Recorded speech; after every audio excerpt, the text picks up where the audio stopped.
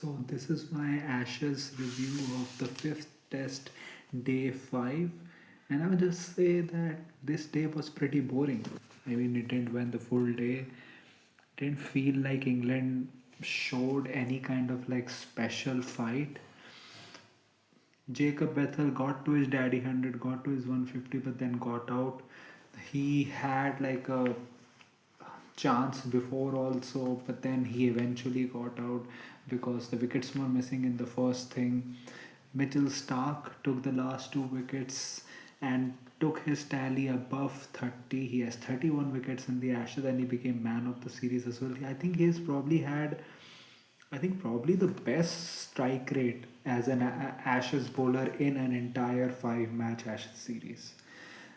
And one thing that has emerged is that the delivery which got out Harry Brook by Bo Webster was actually a no ball, which Kumar Dharmsena didn't notice, and that is actually a very pivotal moment.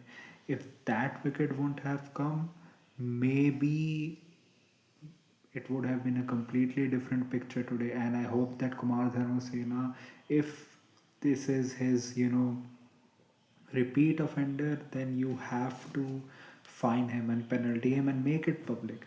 And even if you don't do that, even if you let him off with a warning, you need to make that warning public in a public statement that we have taken that action, because these kind of decisions, now that the rules have changed and it's on a third umpire, they should notice that that's their literal job to do that, and they didn't do their job. So there has to be a fine cut or something. Talking about fines and cuts, I think probably Bryden Cars would get, because in his first over he actually tried to do different things.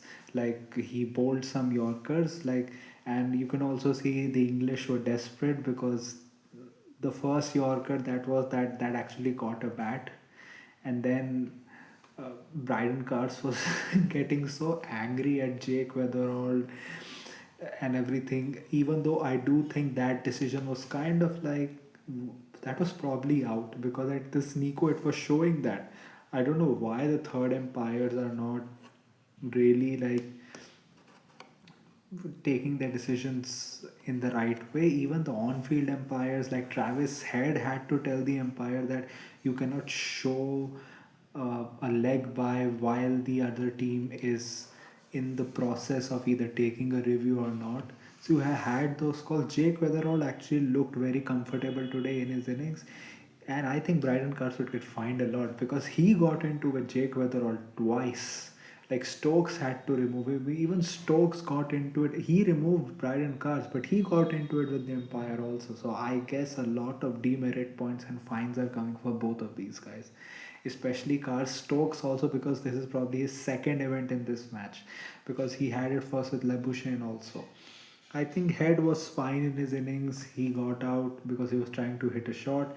Jake Weatherall, you will probably say he played a hand, but then another, run of low scores. I think he'll probably get another chance the way that Travis Head was speaking about him in the PC in the earlier days of the test match.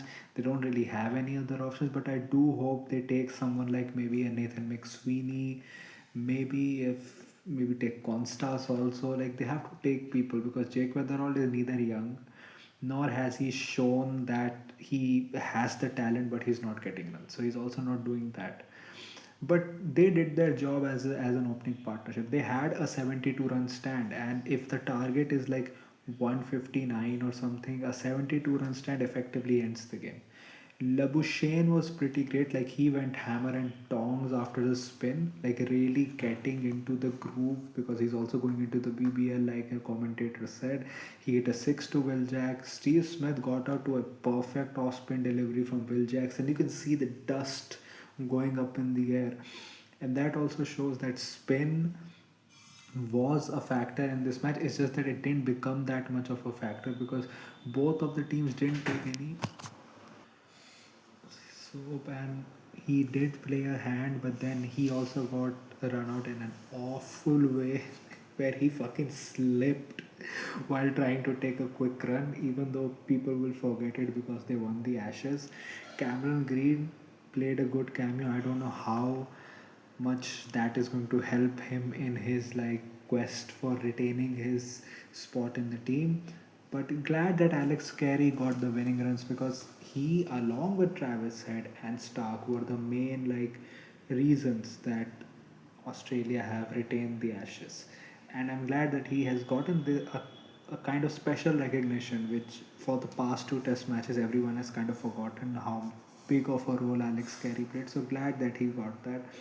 Usman Khwaja chopped it on. Josh Tongue got a 3 for, so you can say that yeah, he was fine. Bryan Cards, I think, got hit for a lot in his 6 overs, but at least he tried something new, and he's not a new ball bowler, so can't really blame him.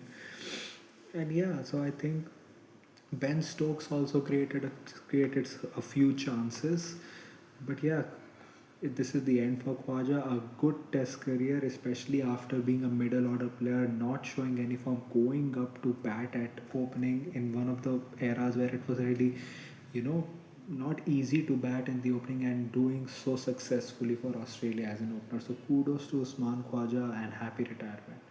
So yeah, they won. Australia won the Ashes. It was an easy win.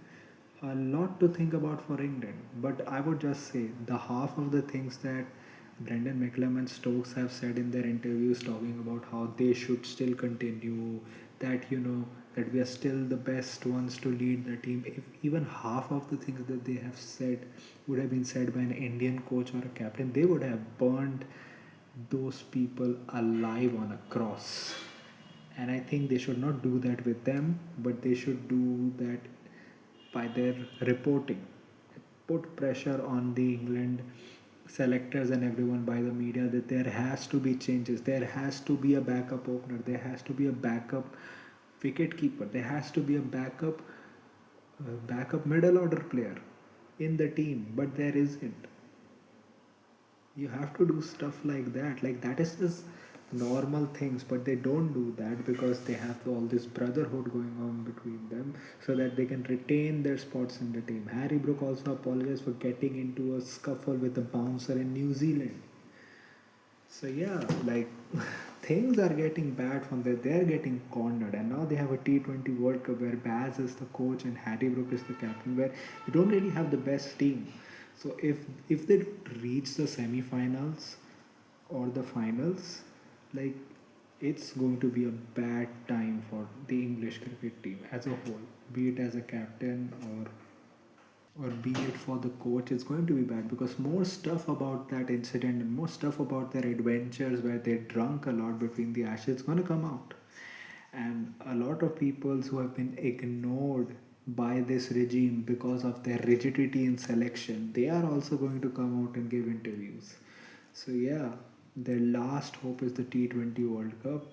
And in tests, the only thing is that they have to wait till June to host New Zealand. So they have, you know, a while that people can forget it. But if the guys don't perform in the domestic circuit, and if you have some kind of extraordinary performers in the domestic cricket, there's going to be pressure to put those guys in the team. So let's see what happens with that. Now that Travis Head, Steve Smith, all of them, not Travis Head, but Steve Smith, Marnus Labuschagne and Mitchell Stark are all now going to the BBL to play. So yeah, let them have fun, and congratulations Australia for retaining the Ashes with probably one of your worst teams to ever play an Ashes. So what do you think about my review? What do you think about the day? Tell me in the comment section. If you like this type of content, like this video, share and subscribe. If you don't, then share with those who do. Follow me on my socials. Those links are in the description below. Go donate on my UPI ID shabboy@okicici so that I can make YouTube a permanent career option. So that was it for me for today. So thank you. Goodbye. Alvida.